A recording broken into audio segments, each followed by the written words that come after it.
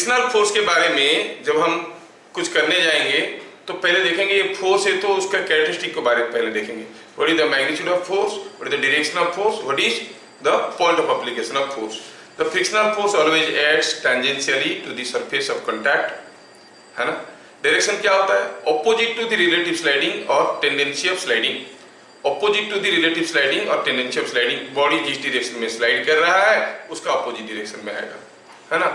और अगर स्लाइड करने का टेंडेंसी रख रहा है, जैसे हम कहेंगे कि supposing here is a man standing like this, ठीक है, ये मैन ऐसा खड़ा है, ये अब ये देखो तो अब अगर हम पाँव के नीचे कुछ ऑयल वगैरह डाल देंगे, ये दोनों पाँव इधर फिसल जाएंगे, मतलब दो ही इज नॉट फिसलिंग, there is a tendency of फिसलिंग at both the foot, both the feet, you find the same thing. इसका मतलब ये पाँव इधर फिसलने की कोशिश कर रहा है तो इस पाँव पे फ्रिक्शनल फोर्स इस डायरेक्शन में आएगा, इस पाँव पे फ्रिक्शनल फोर्स इस डायरेक्शन में आएगा। ये सारा चीज हम लोग प्रीवियस क्लास में देख चुके हैं। Frictional force acts tangentially to the surface of contact in a direction opposite to the relative tendency of sliding or relative sliding। दूसरा हुआ कि frictional force on one surface is the action of another force। For every action there is an equal and opposite reaction। So frictional force on the two surfaces of contact are equal and opposite, but they do not cancel out each other। Why? Because they are acting on two different bodies। सारा point आप लोग देख लिए थे, आप लोगों को मालूम होगा। फिर बात चला क्या कि what was applied force. What was applied force, कोई भी बॉडी अगर किसी एक सरफेस पे है, उसके ऊपर कुछ फोर्सेस आ रहे हैं, वो सारा एक्सटर्नल फोर्सेस का component parallel to the surface of contact is called applied force। Supposing here is a block and this block is pushed by a force F and this force is making angle theta here, so this force obviously will have a component in this direction which is parallel to the surface of contact। What is this component? F cos theta। So on this body, what is the applied force? Applied force को हम लोग Fa से लिखते थे, कहते थे F cos theta। Applied force का definition को भूलना मत, क्या था applied force? The net external force acting on the body parallel to the surface of contact which is responsible for sliding और relative sliding of the body, ठीक है ना। तो अप्लाइड फोर्स इसको कहते हैं। अगर कोई बॉडी रेस्ट में है तो जो फ्रिक्शनल फोर्स उसके ऊपर होगा वो हरदम अप्लाइड फोर्स की उल्टा डायरेक्शन में होगा, ऐसे होगा। For a body at rest frictional force is opposite to applied force. हाँ, तो हम देख लिए कहां पर एक्ट करता है, किस डायरेक्शन में एक्ट करता है। और वैसे फ्रिक्शनल फोर्स का डायरेक्शन जानने के तीन तरीके बताए थे। एक हुआ किसी सरफेस पे फ्रिक्शनल फोर्स कैसे आ रहा है, इस बॉडी के ऊपर फ्रिक्शनल फोर्स कैसे आ रहा है जानने के लिए पहले सोचो कि अगर फ्रिक्शन नहीं होता तो ये मूव कर जाता क्या? हाँ, इधर मूव कर जाता, मतलब फ्रिक्शनल फोर्स ऑपोजिट है। ये एक तरीका हुआ। दूसरा हुआ, देखो कि उसके ऊपर अप्लाइड फोर्स क्या है। अप्लाइड फोर्स मतलब force parallel to the surface of contact क्या है, जो अप्लाइड फोर्स है उसके ऑपोजिट डायरेक्शन में होगा फ्रिक्शनल फोर्स। तीसरा था न्यूटन्स लॉ, ठीक है। न्यूटन्स लॉ को यूज करके भी हम लोग देख सकते हैं। In course of time we shall discuss all these points. तो अभी हमें पता चल गया what is direction, what is point of application, रह गया magnitude. Magnitude of frictional force जानने से पहले हमें जानना है what is limiting frictional force. Limiting frictional force क्या था? The maximum frictional force that may exist between two surfaces of contact. दो सरफेस के बीच में मैक्सिमम फ्रिक्शनल फोर्स कितना हो सकता है। और प्रीवियस क्लास में हम लोग ये सारा चीज देख चुके हैं कि अगर यहाँ पे कोई बॉडी रखा है किसी एक सरफेस पे, यहाँ पे इस बॉडी के ऊपर नॉर्मल रिएक्शन आर है, that normal reaction is not only its weight, there may be some other forces acting on it। Suppose mass m है तो normal reaction will be F plus mg। अगर normal reaction R है तो यहाँ पे maximum frictional force कितना हो सकता है, जो भी हो सकता है उसको कहेंगे limiting frictional force। और वो limiting frictional force कितना होता है? It is nothing but mu into R। limiting frictional force is mu into R। समझ में आया? So limiting frictional force is mu into R। ये भी हम लोग लास्ट क्लास देखे थे। तो जो लिमिटिंग फ्रिक्शनल फोर्स है Fl mu into R, उसमें mu क्या है? Coefficient of friction. क्या है उसका यूनिट? कोई यूनिट नहीं है, क्योंकि mu is again Fl by R। Fl is in newton, R is also a force in newton, newton by newton, तो गए, it's a ratio, no unit. Mu has no unit no dimension. तो ये एक important question बन जाता है। Tell a physical quantity having no unit and no dimension, that is mu. समझ में आ रहा है? Physical quantity having unit but no dimension, that is angular displacement and all that. ठीक है, जिसका यूनिट तो है लेकिन डायमेंशन नहीं है। तो बोलते बोलते यहाँ पर एक इंपॉर्टेंट टर्म बोल दिया आपको, a physical quantity having no unit and no dimension is a the coefficient of friction mu. और ये जो म्यू है वो किसके ऊपर डिपेंड करता है? Mu depends upon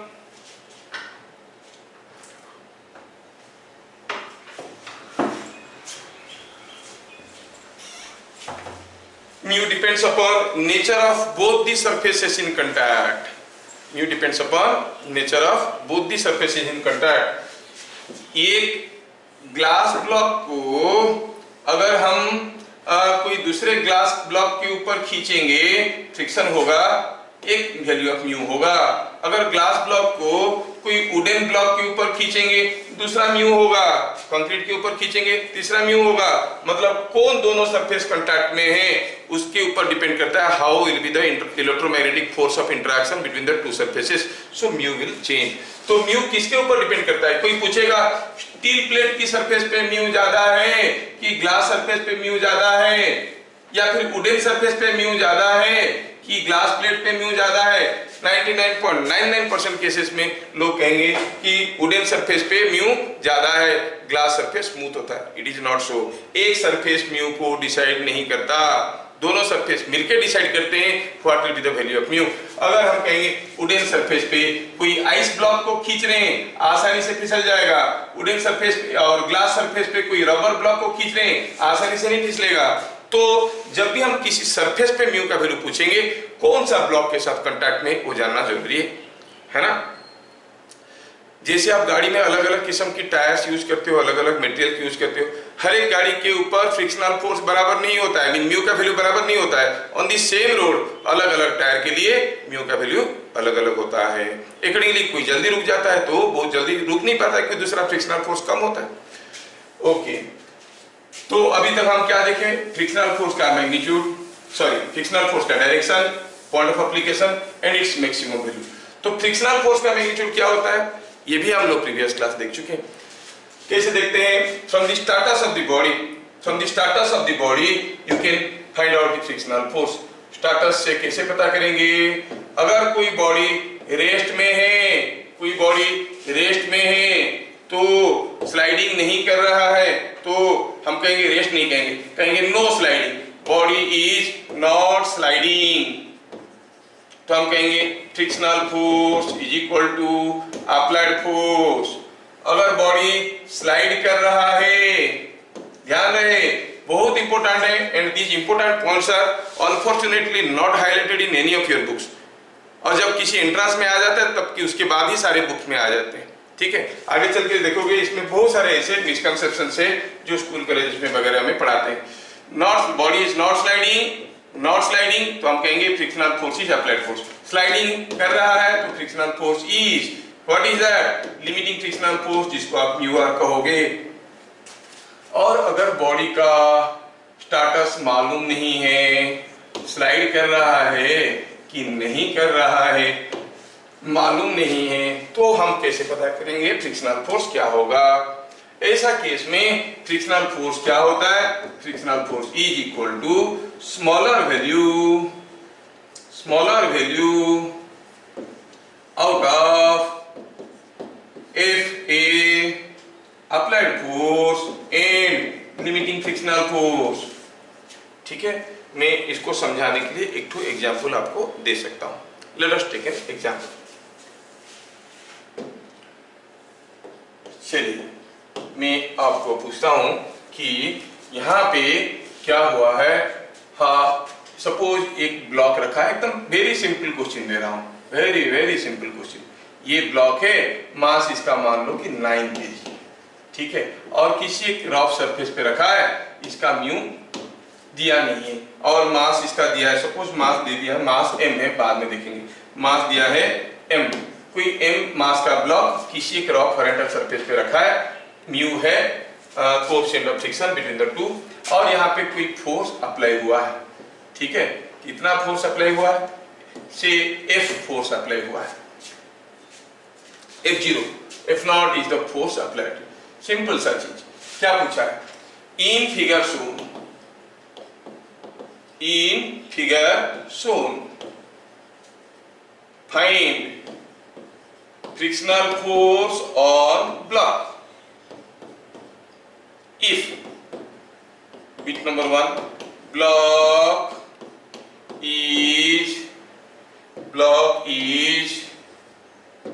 at rest, दूसरा block is sliding, तीसरा if F is equal to say something like 60 Newton, mu is equal to 0.5, m is equal to say it is coming out to be something like 9 kg।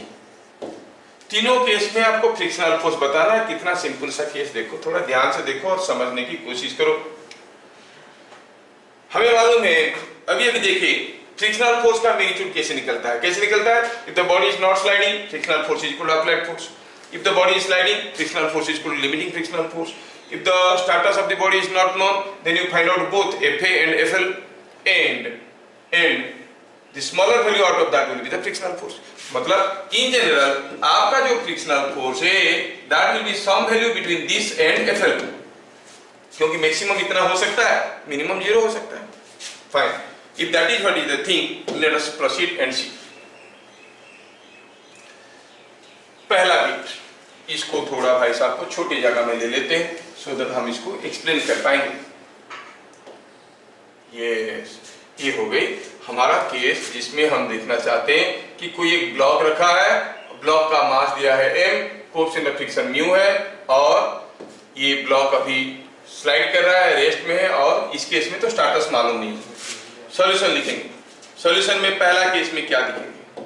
Beat number 1, block rest में। क्या इस case में आपको applied force दिख रहा है? What is the applied force here? Applied force is the force parallel to the surface of contact. Applied force is the force parallel to the surface of contact। क्या ये block के ऊपर क्या क्या force आ रहे हैं? एक वेट आ रहा होगा और क्या आ रहा होगा? एक नॉर्मल रिएक्शन आ रहा होगा। और what is the net force parallel to the surface of contact? mg का तो कोई कंपोनेंट नहीं है, r का भी इस डायरेक्शन में कोई कंपोनेंट नहीं है, खाली F0 है। F0 itself is parallel to the surface। तो हम कहेंगे here what is applied force? It is F0। और ब्लॉक इज एट रेस्ट, तो what is frictional force? Frictional force, क्योंकि ब्लॉक रेस्ट में है तो फ्रिक्शनल फोर्स क्या होगा? It is equal to applied force. How much it is? F0। So if the block is at rest, the frictional force on the block is same as F0। क्या समझ में आया? अभी अगर हम कहेंगे कि बिट 2 के लिए दिया है कि ब्लॉक स्लाइड कर रहा है, ब्लॉक स्लाइड कर रहा है, तो यहाँ पे लिमिटिंग फ्रिक्शनल फोर्स कितना होता है? लिमिटिंग फ्रिक्शनल फोर्स होता है म्यू इनटू आर। और आप क्लियरली देख रहे हो, क्लियरली यहाँ पे देख रहे हो कि आपका जो sigma Fy is equal to 0 आपको क्या दे रहा है? R is equal to mg, क्योंकि ये ब्लॉक तो इस डायरेक्शन में मूव नहीं कर रहा है ना। If it is not moving in this direction, net upward force must be equal to net downward force, R must be equal to mg। अगर R is equal to mg हो गया तो आप क्या कहोगे? लिमिटिंग फ्रिक्शनल फोर्स कितना है? Mu into r, that is mu into mg। Then what is the frictional force? क्या दिया है? स्टाटस। स्टाटस दिया है कि द बॉडी इज स्लाइडिंग, तो फ्रिक्शनल फोर्स क्या होगा? लिमिटिंग फ्रिक्शनल फोर्स कितना है? Mu mg। सेम बॉडी अगर रेस्ट में है तो फ्रिक्शनल फोर्स इज F0, अगर स्लाइड कर रहा है तो frictional force is mu mg। Simply इसको देख के कोई पूछेगा बताओ what is the frictional force, you cannot say whether, because you don't know whether the body is at rest or sliding। but look at the third bit, f का value दे दिया, mu का value दे दिया, m का value दे दिया, पूछा है कि बताओ अब फ्रिक्शनल फोर्स क्या है, लेकिन ये नहीं बताया कि बॉडी रेस्ट में है कि स्लाइड कर रहा है। हमें मालूम नहीं है कि बॉडी रेस्ट में है कि स्लाइड कर रहा है, तो अब क्या करेंगे? when the status of the body is not known, how you find frictional force? अभी भी तो पता है, when the status of the body is not known, frictional force is smaller value out of limiting frictional force and applied force। दोनों में से जो छोटा होगा वही होगा frictional force। Okay, if that is what is the thing, let us go like this। तो देखते हैं इस केस में इस केस में हमें पता करना है what is the frictional force. I am talking about bit number 3। तो मुझे क्या करना पड़ेगा, स्टार्टस मालूम नहीं है, अप्लाइड फोर्स निकालना पड़ेगा। क्या है अप्लाइड फोर्स यहाँ पे, अरे ये जो F0 है, अप्लाइड फोर्स तो F0 है, कितना है 60 न्यूटन। अच्छा what is limiting frictional force, you no ये होता है म्यू mg। अभी थोड़ी देर पहले तो देखे थे म्यू mg। अच्छा म्यू mg, म्यू कितना है 0.5, m कितना है 9 kg, g कितना है 10, so how much it is 45 newton. क्या कोई मुझे बताएगा what will be the frictional force, the smaller value out of this two, दोनों में से छोटा कौन, ये 60 ये 45, so it is equal to frictional force is equal to 45 newton. जो छोटा है, समझ में आ रहा है क्या, दोनों में से जो छोटा होगा वही होगा फ्रिक्शनल फोर्स। अब ये YouTube लाइव में गुड इवनिंग गुड मॉर्निंग मत किया करो यार, आंसर लिखो, ठीक है। आंसर लिखोगे तो मुझे लगेगा कि हाँ बच्चे रिस्पॉन्ड कर रहे हैं। तो क्या कोई मुझे बताएगा, अभी मुझे पता तो चल गया कि इन दोनों में से जो छोटा होगा वही फ्रिक्शनल फोर्स होगा, और फ्रिक्शनल फोर्स हुआ 45 न्यूटन। हमें आपको हमें बताना है कि ये ब्लॉक अभी रेस्ट में रहेगा कि चलेगा। देखो तो applied force is more than limiting frictional force, तो बॉडी रेस्ट में रहेगा क्या। लिमिटिंग फ्रिक्शनल फोर्स मतलब कितना मैक्सिमम फ्रिक्शनल फोर्स हो सकता है, कितना मैक्सिमम फ्रिक्शनल फोर्स हो सकता है इसके ऊपर अभी तो हम देखें। The maximum frictional force that may exist between these two surfaces is only 45 newton, and that only concluded that the frictional force on the body is 45 newton। अब तो हम क्या कहेंगे, अगर फ्रिक्शनल फोर्स इज FL, इसका मतलब ये हुआ बॉडी इज स्लाइडिंग। अब ये स्लाइडिंग लिखने से पहले मैं थोड़ा और भी पर्टिकुलरली लिखना चाहता हूँ। क्या आप मुझे बताओगे ये जो बॉडी अभी स्लाइड कर रहा है ये कांस्टेंट वेलोसिटी में स्लाइड कर रहा है कि एक्सीलरेट कर रहा है। अप्लाइड फोर्स कितना है 60 न्यूटन, 45 न्यूटन से ये अपोज करने की कोशिश कर रहा है, उसके बावजूद कुछ नेट फोर्स आ रहा है, देयर इज सम एक्सीलरेशन, तो हम कहेंगे बॉडी इज एक्सीलरेटिंग। और अगर आप लोग स्मार्ट हो तो ये भी बता दोगे कि कितने एक्सीलरेशन से जा रहा है, कितना एक्सीलरेशन से जा रहा है, क्योंकि नेट फोर्स पे मास होता है एक्सीलरेशन। कितना एक्सीलरेशन होगा, आपने दिया 60 न्यूटन और रोकने के लिए लगाया 45 न्यूटन, नाकामयाब कोशिश किया, रोक नहीं पाया, आपका फोर्स ज्यादा था, ढकेलते हुए ले लिया, what was the net force 60 minus 45, कितना हो गया 15, what was the mass 9, so acceleration will be 15/9 metre पर सेकंड स्क्वायर। यहां पर पूछा नहीं है तो हम लोग नहीं लिखे। I hope all of you understand these points. Okay, let us go for the next point. I will give you one more question, थोड़ा ध्यान से देखना, अगर समझ में आ रहा है तो बढ़िया है, आप लोग आंसर देने की कोशिश करना। यहाँ पर कोई एक ब्लॉक है, यहाँ पे कोई एक ब्लॉक है, ठीक है, ये ब्लॉक ऐसे रखा है, थोड़ा अच्छा सा फिगर बनाते हैं, अच्छा सा फिगर बनाते हैं इसके लिए। यस, सपोजिंग यहाँ पे कोई एक वाल है, अच्छा इस वाल के साथ अटैच्ड है कोई एक ब्लॉक ऐसे रखा है, ये एक ब्लॉक है, ये जो ब्लॉक है इसको इधर प्रेस करके रखा गया है। सपोज कोई एक फोर्स F0 से प्रेस करके रखें और ये वाल पे म्यू का वैल्यू दिया हुआ 0.5 ऐसे करके दिया गया, वाल पे म्यू का वैल्यू क्या दिया है 0.5, म्यू का वैल्यू दिया है, म्यू का वैल्यू दिया है इसमें 0.5, म्यू इज गिवन 0.5। अच्छा, और क्या दिया है, ब्लॉक का मास दिया है m, ठीक है, बस और कुछ नहीं दिया। क्या पूछा है, क्या पूछा है, पूछा ये है कि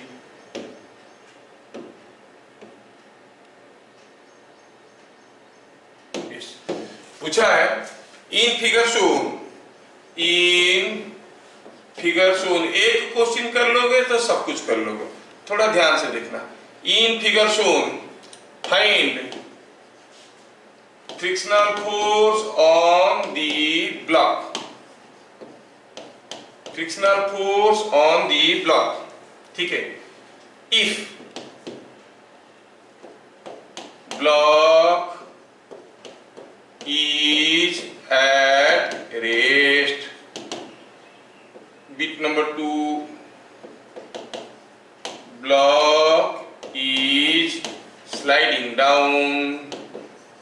ठीक है। बिट नंबर 3, इफ यहाँ पे म्यू का वैल्यू नहीं दिया, चलो मानते हैं म्यू का वैल्यू नहीं दिया, जस्ट म्यू दिया है कोएफिशिएंट ऑफ फ्रिक्शन। और क्या दिया है, if F0 is 100 Newton, mu is 0.5, calculation के लिए 0.5 एंड m इज 4 kg, ऐसा केस दिया है। ये तीनों केस में हमें पता करना है what is the frictional force on this block. पहले आप बताओ what is the direction of frictional force on this block. The block may be sliding, may not be sliding, in either case it is having a tendency to slide downwards. तो इसका मतलब block के ऊपर frictional force ऊपर की तरफ ही आएगा, क्योंकि विथ रिस्पेक्ट टू वॉल ये नीचे आने की कोशिश कर रहा है। कितना है फ्रिक्शनल फोर्स, कितना है फ्रिक्शनल फोर्स जानने के लिए हमें अपना पुराना वाला तरीका लगाना पड़ेगा। बार बार मैं वहीं पे वापस जाता हूं। If the block is not sliding, frictional force is equal to applied force. If the block is sliding, frictional force is equal to limiting frictional force. And if the status is not known, frictional force is the smaller value out of applied force and limiting frictional force. Is that clear? Let us go back to the question again and see what it says. दिया है block is at rest, block rest में है। अच्छा rest में है तो फिर तो काम हमारा आसान हो गया। क्या करेंगे, ब्लॉक रेस्ट में है तो frictional force is equal to applied force, है ना। हम जानते हैं कि ब्लॉक रेस्ट में है, frictional force will be equal to applied force. लेकिन अप्लाइड फोर्स कितना है यहाँ पर, सॉल्यूशन देखो। What is applied force here? Applied force क्या है? The force acting on the block in a direction parallel to the surface of contact. What are the different forces acting on AM? What are the different forces acting on AM? Obviously, the forces are a reaction force here. और क्या है? उसका अपना weight. क्या कोई मुझे बताएगा? What is applied force in this figure? The force parallel to the surface of contact. क्या कोई मुझे बताएगा? What is the force parallel to the surface of contact? ये सरफेस को पैरेलल होके क्या फोर्स है, mg। तो आप कहोगे applied force is mg। Fine, समझ में आ गया। अच्छा, what is the normal reaction force? ये ब्लॉक ऐसे तो नहीं जा सकता, कैसे इधर वाल नहीं जा सकता, तो हम sigma fx is equal to 0 कर लेंगे, तो r must be equal to f0। Normal reaction is f0।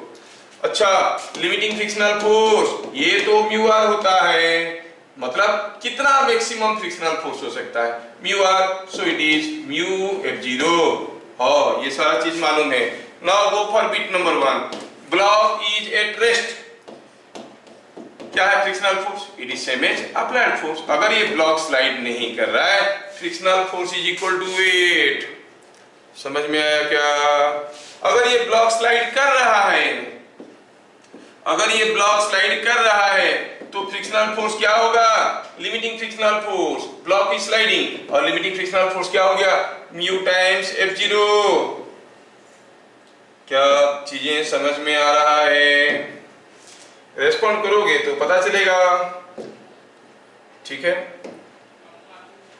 तो हम देखेंगे यहाँ पे, अगर थर्ड केस में क्या दिया है, थर्ड केस में दिया है मालूम नहीं है ब्लॉक रेस्ट में है कि स्लाइड कर रहा है। दिया क्या दिया, ये है कि सारा डाटा f0 m म्यू सब कुछ दे दिया। क्या दिया f0? 100 न्यूटन। अच्छा, तो जब f0 म्यू m सबका वैल्यू दे दिया, ब्लॉक रेस्ट में है कि स्लाइड कर रहा है मालूम नहीं है, फ्रिक्शनल फोर्स जानने का तरीका क्या हुआ? You have to see the smaller value out of fa and fl। चलो दोनों fa एंड fl निकाल लेते हैं। फिर all these values are given. What is applied force? You know the applied force is mg, है ना। Applied force is mg। m कितना है? 4 kg। 4g मतलब 40 न्यूटन। अच्छा, what is limiting frictional force? It is mu R. Mu R मतलब mu into f0, that is mu तो दिया है 0.5, f0 दिया है 100, तो हो गया 50 न्यूटन। दोनों में से छोटा कौन? Applied force. क्या बता सकते हो what will be the frictional force now? 40 Newton. The frictional force is 40 Newton. तो the frictional force is the smaller value out of F and FL. Frictional force is 40 Newton. क्या आप लोग ये भी बता सकते हो कि बताओ जब F0 का वैल्यू दिया है, म्यू का वैल्यू दिया है और m का वैल्यू दिया है, फॉर दीज वैल्यूज ये ब्लॉक अभी रेस्ट में है कि स्लाइड कर रहा है? आप देख रहे हो कि फ्रिक्शनल फोर्स अप्लाइड फोर्स के बराबर हो रहा है। कब होता है? जब बॉडी रेस्ट में है। इसका मतलब ब्लॉक अभी रेस्ट में है, तो हम कहेंगे ब्लॉक एट रेस्ट।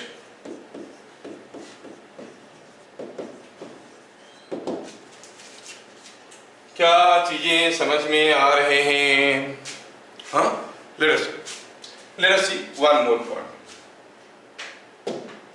मैं धीरे धीरे डिफिकल्टी लेवल लेने की कोशिश कर रहा हूं। तो यहाँ पे एक चेन रखा है, पढ़ लो यार, कोई आपको नहीं पढ़ाएगा ये सब चीजें, वो हल्का फुल्का करके पार कर देंगे, आप भी खुश, टीचर भी खुश, ठीक है। तो चलो मानते हैं कि ये 1/3 चेन झूल रहा है, कोई चेन का 1/3 हिस्सा झूल रहा है। ये 2/3 है चेन का, जो टेबल के ऊपर रखा हुआ है, और दिया है कि टेबल के ऊपर कोएफिशिएंट ऑफ फ्रिक्शन म्यू है और mass of the chain is m, ठीक है। क्वेश्चन को देखो क्या दिया है, on the table total mass of the chain, mass of the chain, mass of chain is m, ठीक है, और 1/3 part of chain is hanging beyond the edge. 1/3 part of the chain is hanging beyond the edge. 1/3 part झूल रहा है। अच्छा, क्या पूछा है? Find frictional force on the chain on table, table के ऊपर जो चेन है उसके ऊपर फ्रिक्शनल फोर्स क्या है। ध्यान से देख लेना, ये सारे इंपॉर्टेंट क्वेश्चंस हैं, और इसमें से कुछ तो ये तो जेईई में, इसका एक हिस्सा जेईई में भी आ चुका है। सिंपल क्वेश्चन है लेकिन ट्विस्टेड रहता है, लॉजिकल रहता है, और लोग नहीं कर पाते इसलिए जेईई में आ जाता है। Find frictional force on the chain on table if bit number 1 chain is at rest, chain is sliding down, bit number 3 क्या दिया है, mu is 0.6, बस इतना ही दिया है। तीनों केस में आपको फ्रिक्शनल फोर्स बताना है, थोड़ा ध्यान से देखो। तीनों केस में आपको फ्रिक्शनल फोर्स बताना है, कैसे बताएं, क्या करें हम। हमारे पास तो सिर्फ इतना ही लॉजिक है कि अगर कोई बॉडी रेस्ट में है तो फ्रिक्शनल फोर्स अप्लाइड फोर्स के बराबर है, बॉडी स्लाइड कर रहा है तो frictional force limiting frictional force के बराबर है। खैर हमसे क्या, हम तो फंडामेंटल मेथड से कर लेंगे। क्या करेंगे यहाँ पे, चलिए देखते हैं। Let us make some space here. पहला केस में दिया गया है कि चेन इज एट रेस्ट, तो कुछ भी करने के लिए हमें तो इसका applied force, limiting frictional force सारा पता करना है कि नहीं। चलिए सॉल्यूशन में पहले वो करते हैं। सॉल्यूशन में देखते हैं कि what is applied force. FA क्या है? Applied force. क्या होता है वो? The force parallel to the surface of contact. ये जो सरफेस कांटेक्ट में है इसको पैरेलल करके क्या फोर्स है, क्या फोर्स इसको चलाने की कोशिश कर रहा है, ये the झूल रहा है। The weight of the hanging part, the applied force is weight of the hanging part. हम कहेंगे it is weight of hanging part। हाँ समझ में आया।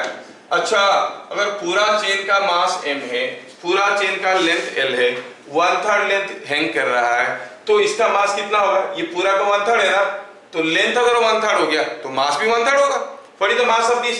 m/3। What is the weight? mg/3। So you say weight of the hanging part is nothing but mg/3। हाँ sir समझ में आया, ठीक है। अप्लाइड फोर्स मिल गया। What is normal reaction? कहां पे? जहां पे रखा, कहां पे रखा है नॉर्मल रिएक्शन? तो टेबल के ऊपर रखा है। टेबल के ऊपर नॉर्मल रिएक्शन क्या है? यहाँ पे ये म्यू है, डोंट कंफ्यूज, ये म्यू है, ठीक है। तो टेबल के ऊपर एक नॉर्मल रिएक्शन आ रहा होगा, ये कितना आएगा? जितना इसका वेट है। समझ में आ रहा है क्या? इसका वेट नहीं आएगा क्योंकि ये तो इधर को खींच रहा है, the hanging part is pulling it in this direction. इसका जो वेट है 12/3 पार्ट का जो वेट है वो नीचे दबाने की कोशिश कर रहा है। नहीं तो क्या मुझे बता सकते हो what is R? R is nothing but weight of part on table. क्या बात सबको समझ में आया? अगर ये बात है तो बताइए wait of the part on table कितना हो जाएगा? टेबल के ऊपर जो मास है वो कितना है? पूरा m है तो 2m/3 है, तो हम कहेंगे 2m/3। वेट कितना होगा? Into g, that is the normal reaction. अच्छा, what is the limiting frictional force? Limiting frictional force is you know it is mu r। ये क्या होता है? मैक्सिमम कितना हो सकता है फ्रिक्शनल फोर्स, कितना हो सकता है, कितना हो सकता है? Mu into r। तो म्यू है, r का वैल्यू हम निकाल दिए, तो हम कहेंगे it is nothing but 2/3 mu mg। Yes, तीन चीजें हमें मालूम है।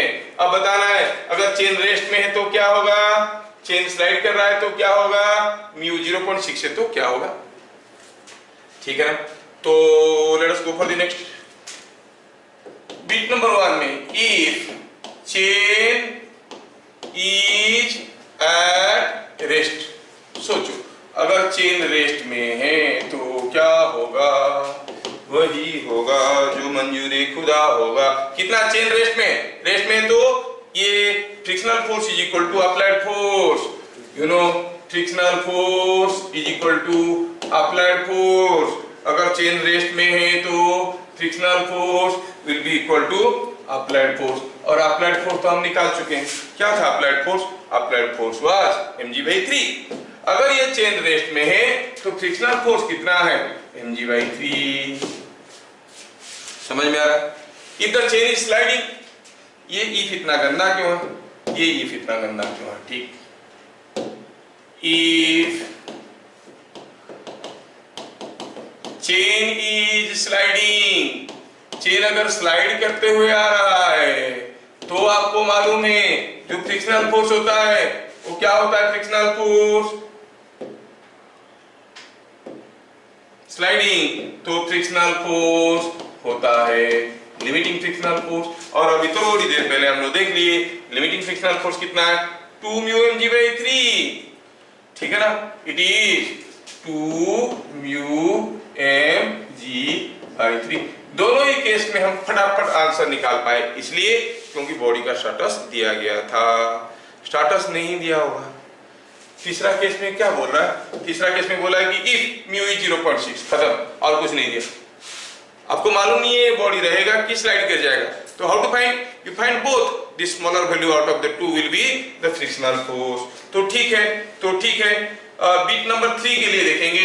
बीट नंबर 3 के लिए देखेंगे, हम तो देख चुके हैं कि अप्लाइड फोर्स हो गया mg/3 और आपका जो लिमिटिंग फ्रिक्शनल फोर्स था 2/3 म्यू mg, और म्यू का वैल्यू दिया हुआ है। कितना है म्यू का value?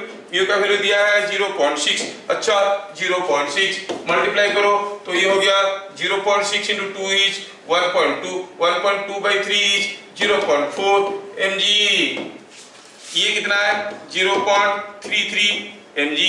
O, when mu is 0.6, ये अप्लाइड फोर्स को अफेक्ट नहीं कर रहा है, 0.33 mg है और mg/3 है, लेकिन लिमिटिंग फ्रिक्शनल फोर्स 0.4 mg है। दोनों में से छोटा कौन? Applied force. नहीं, अप्लाइड फोर्स छोटा हो गया तो हम कहेंगे frictional force is equal to applied force. कितना है? It is mg/3। और बताओ ये जो चेन है जब म्यू इज इक्वल टू 0.6 है वो चेन रहेगा कि फिसल जाएगा? ये चेन रहेगा कि फिसल जाएगा? देख रहे हैं कि frictional force is same as applied force, मतलब ये चेन अभी रेस्ट में है। अगर म्यू का वैल्यू 0.6 है तो चेन अभी रेस्ट में रहेगा। इधर क्लियर? तो हम क्या कहेंगे? Chain is at rest. क्या सबको समझ में आ रहा है कैसे चल रहा है calculation? This is pure logical. School में देखोगे फ्रिक्शनल फोर्स मतलब म्यू आर डाल दिए, ऐसा नहीं है। ठीक है, चलिए one more question would like to see. Next question आपके लिए, यहाँ पे कोई एक इंक्लाइन प्लेन है, ये एक इंक्लाइन प्लेन है, यहाँ पे कोई एक ब्लॉक रखा है, ये ब्लॉक है जिसका मास m है, यहाँ पे दिया गया है कोएफिशिएंट ऑफ फ्रिक्शन म्यू है, ये एंगल थीटा है, ठीक है, ये ऐसा है, म्यू का ये m है मास इज m, ये म्यू ये थीटा, और हमें पता करना है find frictional force on block if bit number 1 block is at rest, block अगर रेस्ट में है तो फ्रिक्शनल फोर्स कितना है। दूसरा हुआ block is sliding down, block is sliding down, है ना। तीसरा हुआ ब्लॉक दिया है, क्या दिया है, दिया है कि theta is 60 degree, mu is 0.5, बस और कुछ नहीं दिया।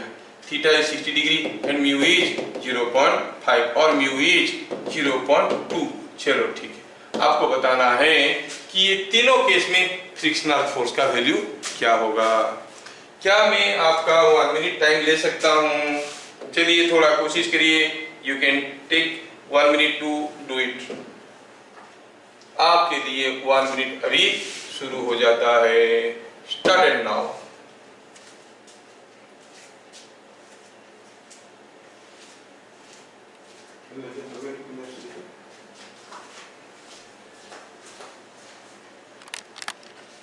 Let us start and see कैसा करना था। अप्लाइड फोर्स निकालो। प्रीवियस क्वेश्चन में क्या किए?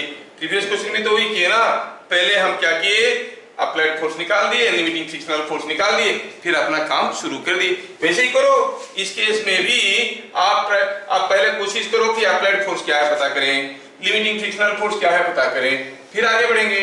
चलिए पहले हम अप्लाइड फोर्स पता करते हैं। क्या है applied force? The force parallel to the surface of contact. The net external force parallel to the surface of contact is called applied force। आपको तो मालूम होगा कि कोई ब्लॉक का अगर वेट मास अगर m है, कोई ब्लॉक का अगर मास m है तो उसका जो वेट है mg, जो वेट है mg, that can be resolved into two components, a component along the plane, a component perpendicular to the plane। मतलब वेट का एक ऐसा कंपोनेंट होगा, है ना, और एक ऐसा कंपोनेंट होगा। यस, क्या आपको अभी भी याद है जो बचपन में पढ़े थे, यहाँ पर ये कंपोनेंट कितना होगा? It will B mg sin theta. Very good, this is mg cos theta. अच्छा, और एक नॉर्मल रिएक्शन भी तो इसे रहेगा। हाँ सर रहेगा। अच्छा, सारा चीज तो दिखा दी। Now things are so simple. Tell me what is the applied force here? हम कहेंगे applied force here the force parallel to the surface of contact. क्या आर है? नहीं। mg cos theta? no. mg sin theta? yes. mg sin theta is parallel to the surface of contact, so it is applied force. What is r? अगर मैं अपना y axis ऐसे लेता हूँ, x axis ऐसे लेता हूँ, ये ब्लॉक मूव तो करेगा लेकिन y डायरेक्शन में मूव नहीं करेगा। मतलब sigma fy is equal to 0 करेंगे तो इधर का force must be equal to इधर का force. r is equal to mg cos theta. मिल गया r। What is limiting frictional force? ये तो म्यू r होता है, मतलब म्यू mg cos थीटा। याद रखना बेटा सब वैल्यूज को, सारा वैल्यूज को याद रखोगे, थिंग्स बिकम इजी। ठीक है, अब वापस आते हैं अपनी क्वेश्चन में। क्या पूछा है? Block is at rest, bit number 1 में फ्रिक्शनल फोर्स क्या होगा? अब आप लिख सकते हो, now chart in your box, what will be the frictional force when the block is at rest. जब ब्लॉक रेस्ट में है फ्रिक्शनल फोर्स क्या होगा? कोशिश करो और बताओ। It is equal to applied force. And applied force क्या है हम लोग देख चुके हैं, it is mg sin theta. Bit number 2, when the block is sliding, block slide कर रहा है, फ्रिक्शनल फोर्स क्या होगा? It is mu r, that is mu mg cos theta. तीसरा केस में तो बताया नहीं कि ब्लॉक रेस्ट में है कि स्लाइड कर रहा है, कोई जानकारी दिया नहीं है, सीधा पूछ रहा है बताओ what is frictional force, theta 60 है, म्यू है 0.2। तो तीसरा केस को करने के लिए हमें दोनों निकालना पड़ेगा। What is applied force, you no mg sin theta और 60 कितना हो गया √3/2, √3/2 का वैल्यू होता है 0.866, ठीक है, याद रहे it is coming out to be 0.866 into mg। Limiting frictional force क्या है, म्यू आर, म्यू मतलब म्यू तो दिया हुआ है, म्यू दिया हुआ है 0.2, आर कितना है, आर तो अभी देख लिए कि it is equal to R is equal to mg cos theta, mg cos theta, mg cos theta, तो m तो दिया नहीं है, mg anyway, cos थीटा क्या हो गया, cos थीटा हो गया cos 60 is 1/2, so it is 0.1 mg। wow, the limiting frictional force is coming out to be 0.1 mg, applied force is 0.866 mg। क्या ये काफी नहीं है बताने के लिए कि क्या होगा magnitude of frictional force? Magnitude of frictional force will be equal to how much, the smaller force out of the two, so the frictional force is equal to दोनों में से छोटे वाला कौन 0.1 mg। अगर ये समझ में आ गया तो बताओ ब्लॉक रेस्ट में है कि स्लाइड कर रहा है अंडर दिस कंडीशन, ठीक है, ब्लॉक रेस्ट में है कि स्लाइड कर रहा है in this condition. Chat your answer here, waiting for your answers, chat करिए, ब्लॉक रेस्ट में की स्लाइड कर रहा है, can anyone tell block rest में है कि स्लाइड कर रहा है? Lazy peoples business. So block यहाँ पे हो क्या कर रहा है, क्योंकि ये लिमिटिंग फ्रिक्शनल फोर्स की बराबर है, yes, now the answer is coming, the block will accelerate down, very good, accelerate, why, the applied force is more than the limiting frictional force, ठीक है, ब्लॉक स्लाइड कर रहा है और से more appropriately it will accelerate. Ayushman Pati ने सही answer बताया बेटा, बढ़िया है, मस्त। तो आप लोगों को ये क्लू अभी समझ में आ गया, फ्रिक्शनल फोर्स का मैग्नीट्यूड निकालना कोई हलवा नहीं है, आपको स्टेटस देख के निकालना है। फ्रिक्शनल फोर्स बोलने से जो दिमाग में बैठ जाता है म्यू इनटू आर, पहले उससे बाहर निकलो, ठीक है। तो चलिए कुछ क्वेश्चंस अभी और देखते हैं, चलिए कुछ क्वेश्चन देखते हैं जिसमें कोई बॉडी अगर स्लाइड कर रहा होगा तो सम सिंपल क्वेश्चंस आपको करना है। तो ये सारा एग्जांपल हम लोग देख लिए, लॉजिक समझ गए, लेट अस सी सम सिंपल क्वेश्चंस। मैं इसको अभी से क्वेश्चन नंबर 1 कहूंगा। अब ये फिगर को देखिए, ठीक है, और कितना सिंपल है, ये कोई 4 kg का ब्लॉक है और यहाँ पे म्यू दिया हुआ है 0.5, यहाँ पे कोई फोर्स यहाँ पे कोई इसको पुश कर रहा है और कितने फोर्स में पुश कर रहा है, इट इज 18 न्यूटन फोर्स में पुश कर रहा है, ठीक है। तो कुछ ऐसे करेंगे, चलो F करते हैं, F फोर्स में पुश कर रहा है।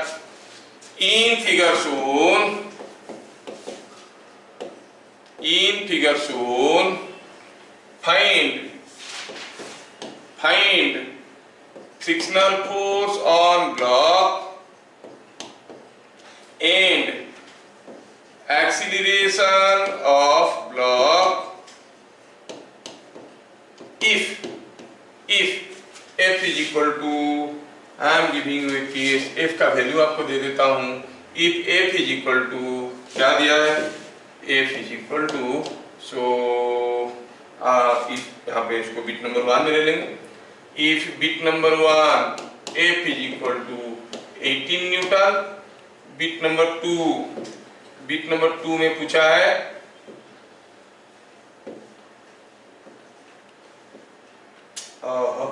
F is equal to 18 Newton, दूसरा बिट ने दिया है F is equal to से 25 न्यूटन।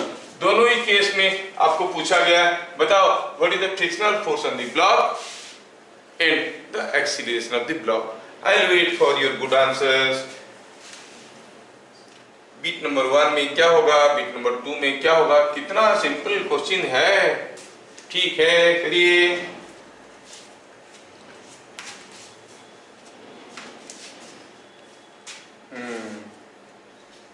ठीक है, पहला केस में क्या होगा, दिमाग पर जोर लगाओ, लॉजिक आपको मालूम है। The logic, the converse is also true.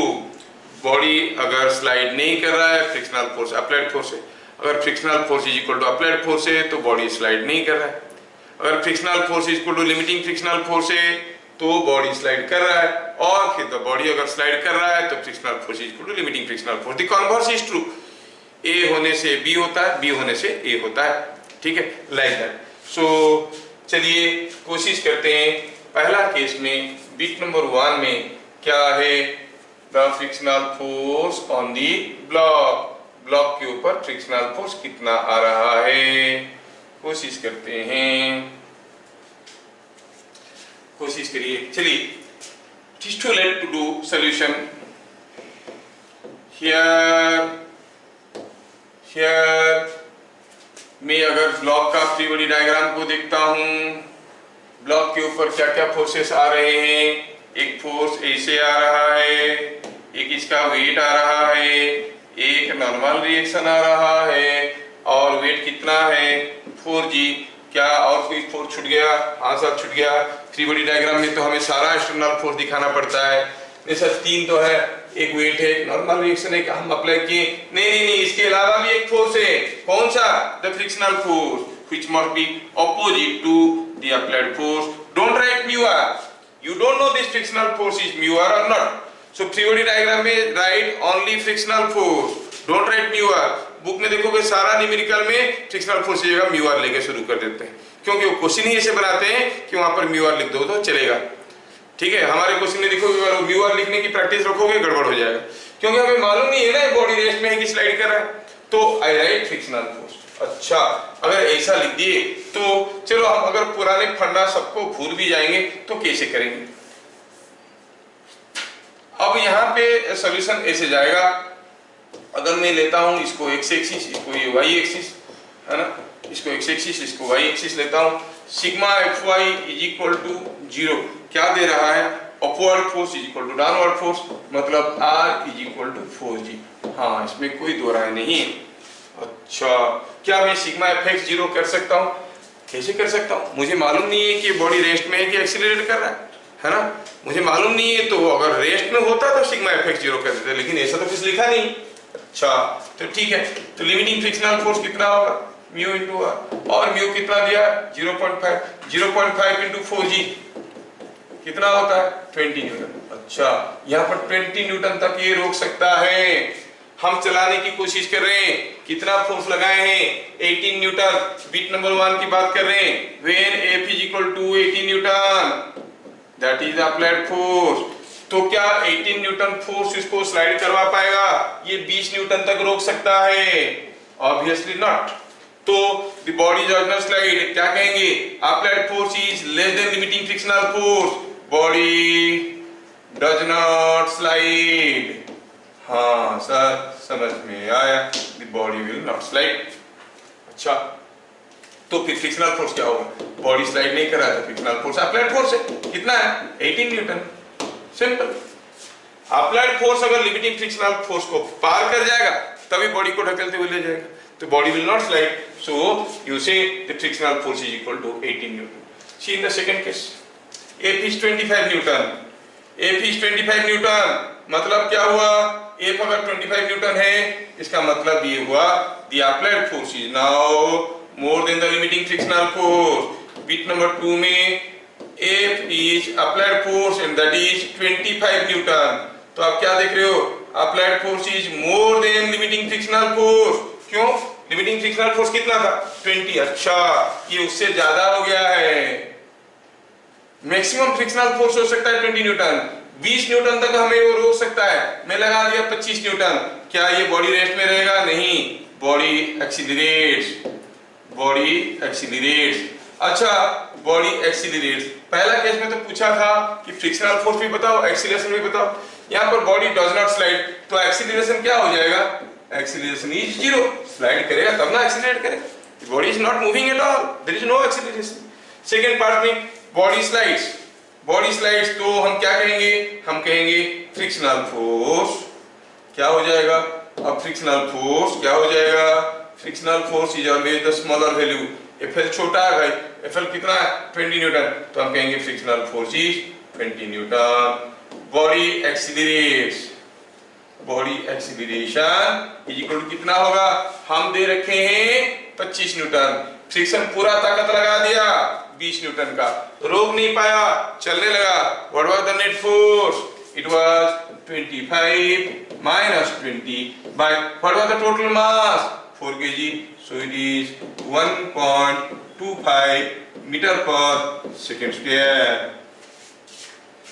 समझ में आ रहा है क्या, है ना, कितना सिंपल है। yes yes it will slide fine। next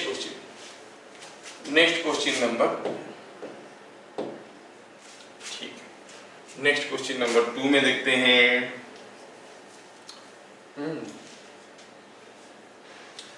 supposing हम कहेंगे यहाँ पे कोई एक ब्लॉक है ऐसा, ये ब्लॉक के ऊपर हम कहेंगे यहाँ पे इसके ऊपर से एक फोर्स दे रखे हैं, सपोज 20 न्यूटन, इसका मास है 6 kg, ठीक है, और दिया है म्यू का वैल्यू 0. से समथिंग लाइक 4, पूछा है find value of F for which the block accelerates at 2 metre per second square. एफ कितना होने से ये block 2 metre per second square में एक्सीलरेट करने लगेगा।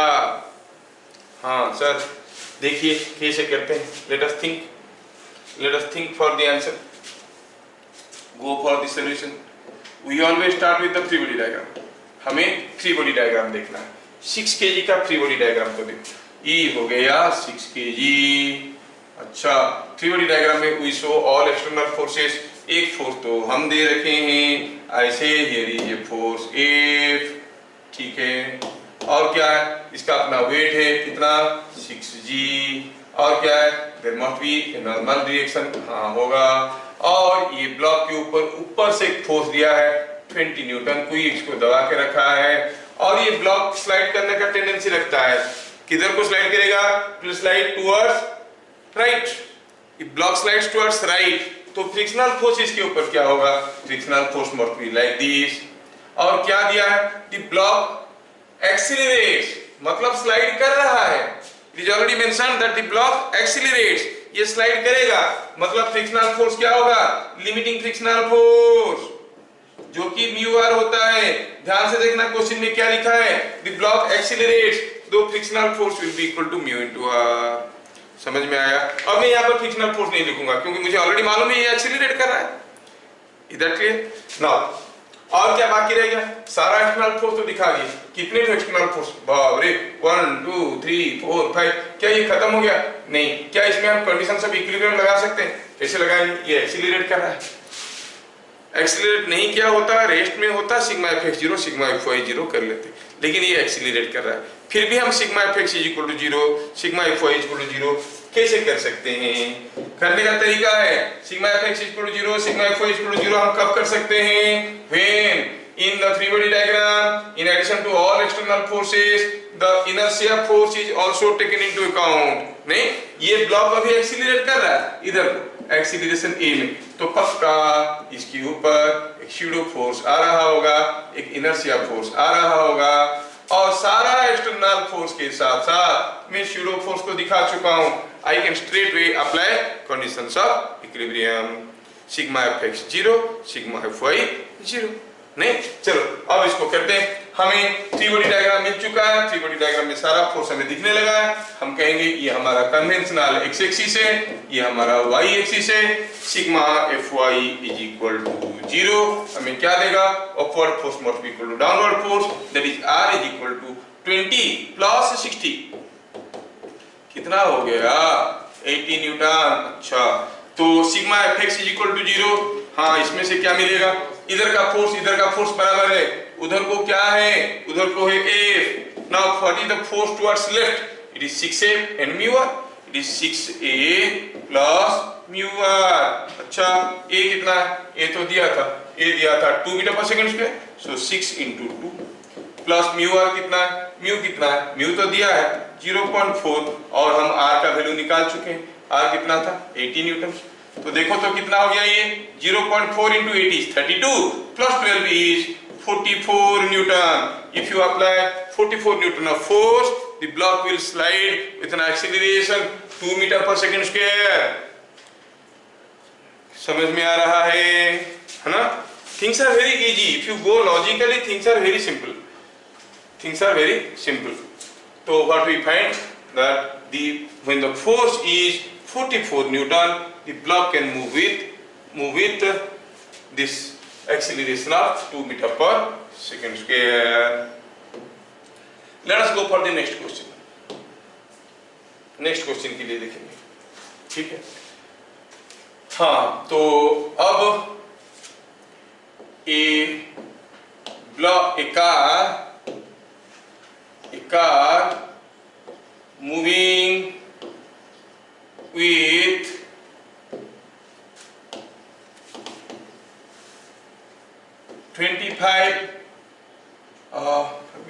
just a minute, moving with 90 km per hour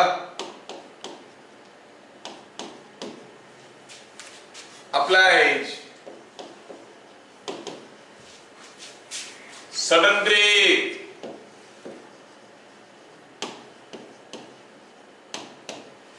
and stops in 50 meters, 50 metre में रुक जाता है, तो चक्का पूरा घिस जाएगा, सडन ब्रेक मारेगा तो, ठीक है ना? Find mu between tyre and road. Sir ये कैसा क्वेश्चन हुआ, कौन सा कार है, BMW है कि फेरारी है, मालूम नहीं है, आप म्यू पूछ दी, है ना? ठीक है, कोशिश करते हैं। कार मूव कर रहा था, ये कार है, मूव कर रहा था, जब ये मूव कर रहा था और ब्रेक लगाया, आप जानते हो कार को कौन रोकता है? आप कहोगे सर ब्रेक रोकता है, ब्रेक नहीं रोकता है। Your car brakes can not stop your car, what stops you? अगर सोचो आप कोई बॉडी मोशन में है, उसको रोकने के लिए क्या चाहिए? External force. ब्रेक तो जो फोर्स दे रहा है वो इंटरनल है, कार के अंदर बैठ के दे रहा है। How can it stop a car? No. अगर हम तेल डाल देंगे रास्ते पे, आप उस पे आने के बाद ब्रेक मारो, कार रुकेगा क्या? चक्का घूमना बंद हो जाएगा, लेकिन कार तो चलते ही रहेगा स्लाइड करके। कौन रोक रहा है उसको? Friction. The frictional force is stopping the car. Friction नहीं होगा तो कार कैसे रुकेगा? है कि नहीं? कार को चलाने वाला भी है फ्रिक्शन, रोकने वाला भी है friction.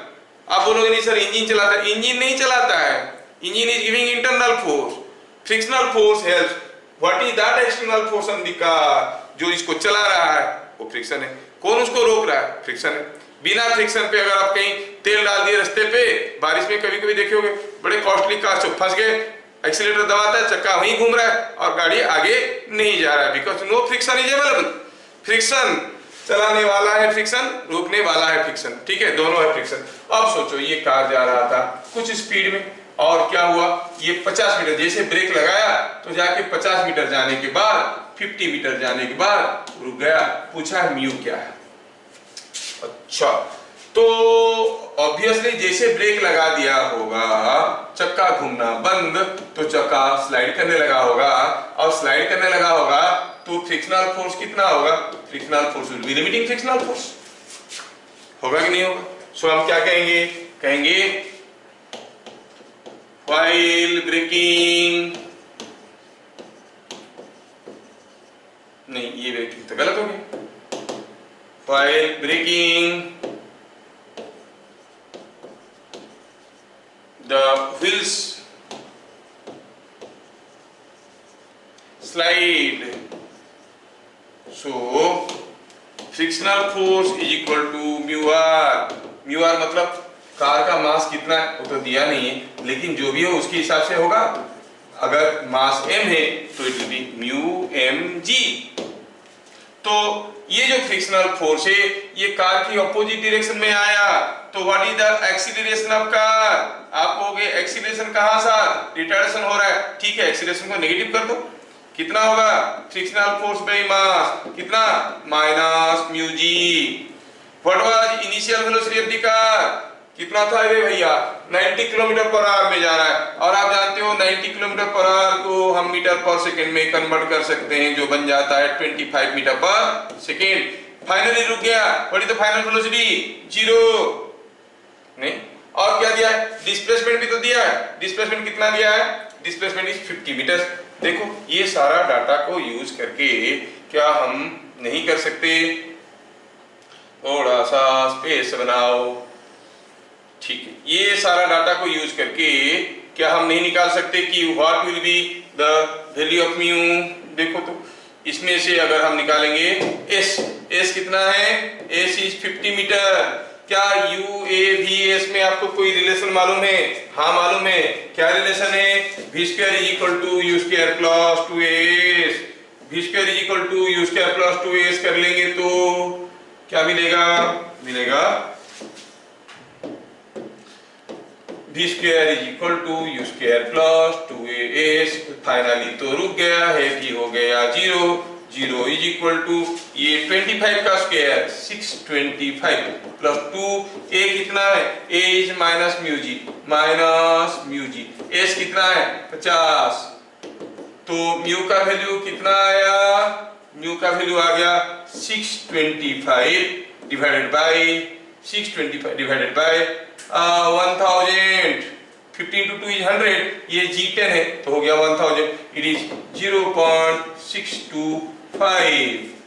So the coefficient of friction between the tire and the road is how much? It is 0.625. क्या ये क्वेश्चन आपको समझ में आया? Is it understood? Yes. ठीक ठीक है, फाइन। चलिए देखते हैं अगला क्वेश्चन। अगला क्वेश्चन में देखते हैं कैसे आप लोग करते हो। Next question,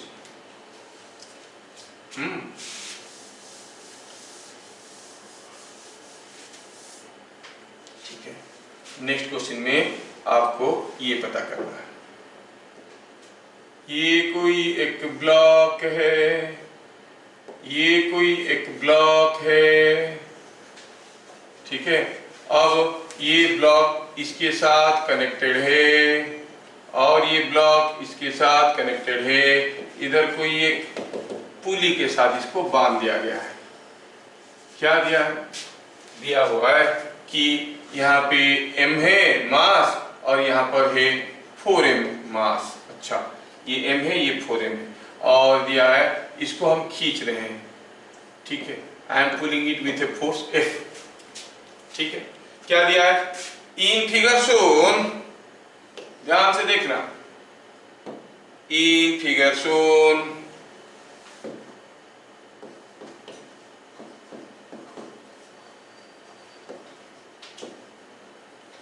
find the value of F for which blocks just start moving,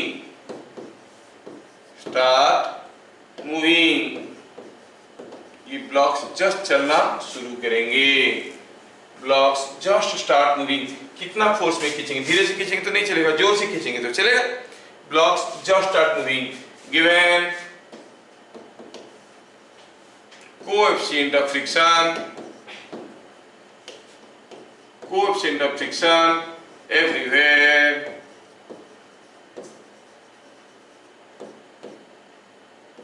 everywhere is mu। अगर हर जगह कोएफिशिएंट ऑफ फ्रिक्शन म्यू है तो बताओ कितना फोर्स लगा के खींचेंगे तो ये चलना शुरू करेगा। हाँ सर आप तो इजी इजी क्वेश्चन कर लेते हैं, हम लोग को डिफिकल्ट डिफिकल्ट क्वेश्चन दे देते हैं। ये बात नहीं, ये भी मैं ही करूंगा, तुम लोगों को नहीं करना है, देखना है। तुम लोगों के लिए इजी क्वेश्चन आएगा करने के लिए, तो मेरा काम है सारा चीज को प्रॉपरली प्रेजेंट करना। जिनको जो चाहिए वो ले लेंगे, जिनको जो नहीं चाहिए वो छोड़ देंगे। हमें देखना है कि कितना फोर्स लगाएंगे तो ये दोनों ब्लॉक चलना शुरू करेगा। पहले सोचो कि how are the frictional force on the blocks. ऊपर वाला ब्लॉक इधर जाएगा, नीचे वाला ब्लॉक इधर जाएगा, नहीं? तो चलिए एक एक करके फ्री बॉडी डायग्राम करते हैं। Free body diagram of M. क्या हम एम का फ्री बॉडी डायग्राम कर सकते हैं? हाँ कर सकते हैं। एम का एक अपना वेट है और उसके ऊपर एक नॉर्मल रिएक्शन है, दो बॉडी है तो ऊपर वाले के ऊपर R1 करो। अच्छा ठीक है। और क्या है, कोई इधर से खींच रहा है, हाँ सर ये भी समझ में आया, और इधर को टेंशन खींच रहा है, हाँ ये भी समझ में आया। And the body is about to move. ध्यान से देखना क्या लिखा है, the body just starts moving, just move करने वाला है। कोई बॉडी मूव करने वाला है अभी और थोड़ी जोर से लगाएंगे तो मूव कर जाएगा, मतलब फ्रिक्शनल फोर्स क्या होगा? Limiting frictional force. Just move करने वाला है, कब? जब applied force is equal to limiting frictional force, नहीं? अच्छा तो इसका मतलब हम क्या कहेंगे, the applied force is limiting frictional force. ठीक है, मैं थोड़ा ये फिगर को इसको थोड़ा साइज कर लेता हूं। ठीक, तो यहां पे करते हैं, थोड़ा स्पेस बनाना जरूरी होता है, नहीं तो ये काम बनता नहीं है। ठीक,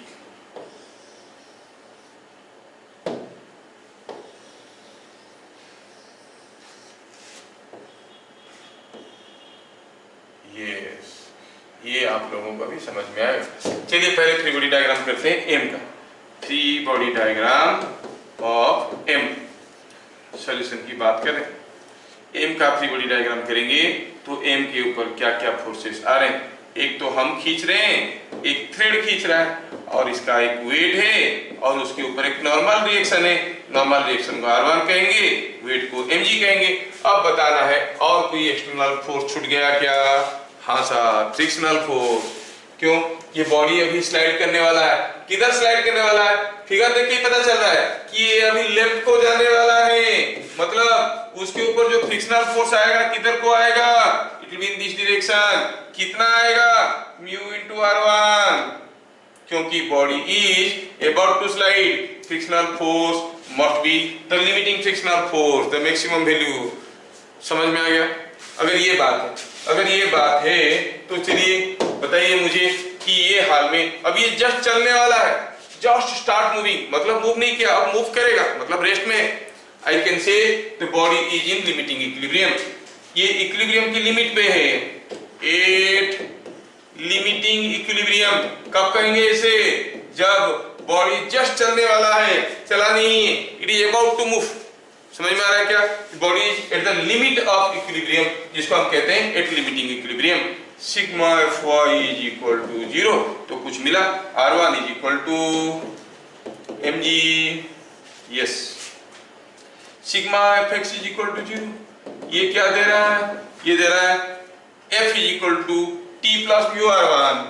F is equal to t plus mu R1। थोड़ा सिंप्लीफाई करके लिखो तो F is equal to t plus mu mg, क्योंकि R1 mg था। चलिए हमें F चाहिए था लेकिन कुछ मिला नहीं, ये t आके कहीं से घुस गया अंदर। We call it equation number 1। Okay, let us go for free body diagram of 4m। ध्यान से देखना, यहाँ पर गड़बड़ होने का बहुत ज्यादा चांस है, क्या कोई मुझे गिनती करके बताएगा how many external forces are acting on 4m?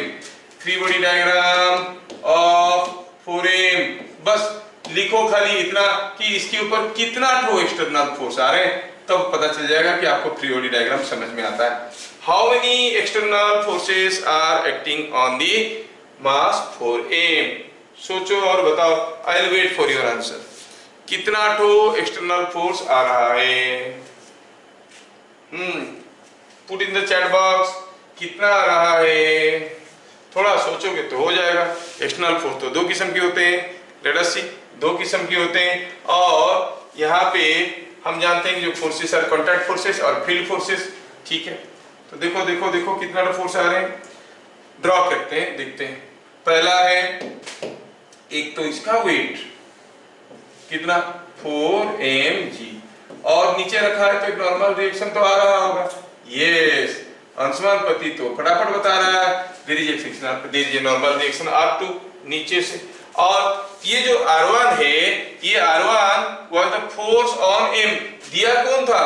Normal reaction of 4m, तो ये इसको R1 दिया तो वो भी उसको R1 देगा। कॉन्टैक्ट फोर्स बताया था, वक्त हम बताए थे the contact forces on the two surfaces of contact are always equal and opposite. तो ये अगर ऊपर वाला ब्लॉक के ऊपर R1 दिया था, वो भी इसको वापस R1 दे रहा होगा। Very good. और क्या है? और क्या है? ये थ्रेड इसको खींच रहा है, हाँ सर, ये भी है।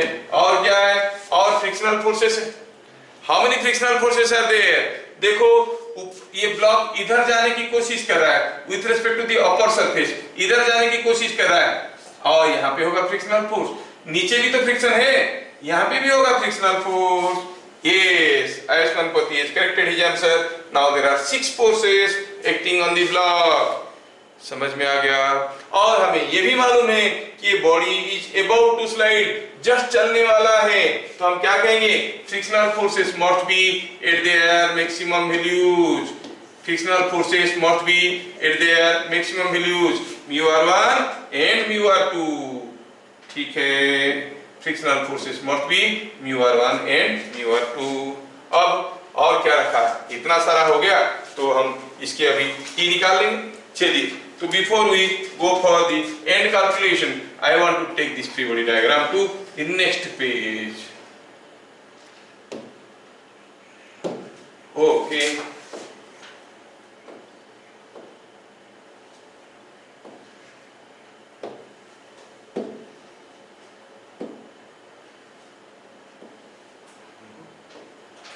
Just a minute. ये क्यों नहीं आया?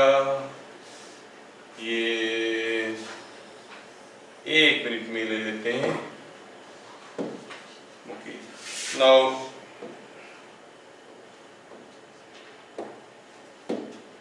यस, ये फिगर यहाँ पे आ गया। अब इसमें हमें पता करना है क्या? पता ये करना है sigma Fy is equal to 0। किसकी फ्री बॉडी डायग्राम है ये? 4m का free body diagram of 4m। अच्छा, sigma Fy is equal to 0, upward force must be equal to downward force. Upward कौन है? R2, डाउनवर्ड कौन है? R1 plus 4mg। R1 तो शायद हम लोग पहले निकाल चुके थे, क्या था R1?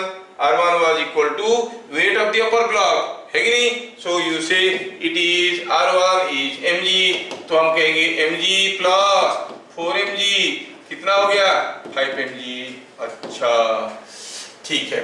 अब sigma fx is equal to 0, sigma fx is equal to 0 होगा तो क्या होगा? सोचो, ये t है, इधर को μr1, इधर को μr2, तो हम कहेंगे t is equal to μr1 plus μr2, जबकि r1 का वैल्यू mg था, सो μmg प्लस r2 का वैल्यू 5mg, मिलके हो गए 6μmg और μ 6mg।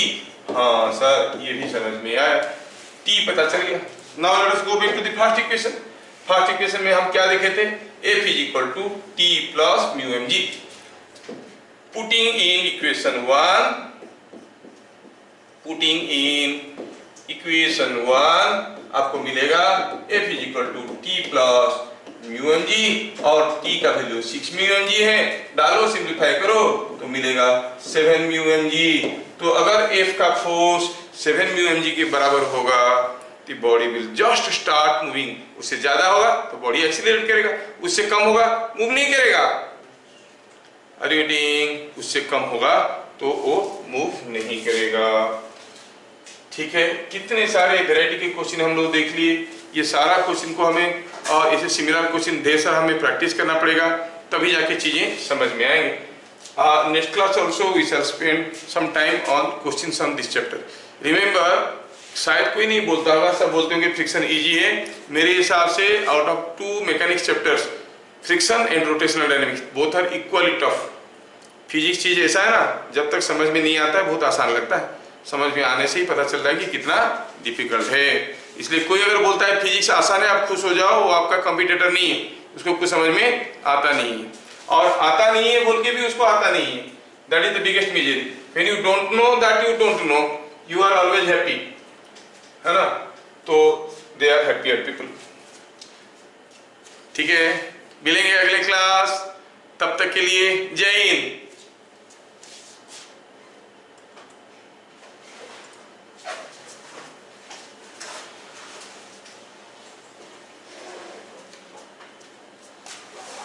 खत्म है गया रे बुआ, एक बार फोटो दिखा रहा है स्पेरिकल में, फिर को दिखा रहा है स्पेरिकल में, हां सेटा सेवा ना हम पढ़ा है बंदे। अरे